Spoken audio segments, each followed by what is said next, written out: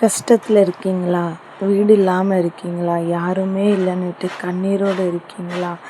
கடவுள் உங்கள் கூட இருக்காருங்க. வியாதியோடு மரண படுக்கையில் இருக்கீங்களா? ஆண்டவர் உங்களோடு இருக்கிறார். ஐயோ, யார் எனக்கு உதவி செய்வார்னு தேடிக்கொண்டு இருக்கீங்களா? நம்மளுடைய தேவைகளை பூர்த்தி செய்கிற தேவன் நம்மோடு இருக்கிறார். உன்னுடைய தேவைகளை மட்டும் இல்லை, குடும்பத்தின் ஆசீர்வாதத்தையும் தருவார். அப்புறம் பாருங்கள், நம்ம உணவு இல்லாமல் இருக்கோமா? ஐயோ, அடுத்த நேரத்துக்கு என்ன செய்யணும் தவித்து கொண்டு இருக்கீங்களா? ஆண்டவர் உங்களை பெரிய ஆசீர்வாதத்தினால் நிரப்புவாருங்க. அவர் சொல்கிறார், அவரை நோக்கி பார்க்கிறவங்களுக்கு கண்டிப்பாக ஆசீர்வாதத்தை கொடுக்கிறார்.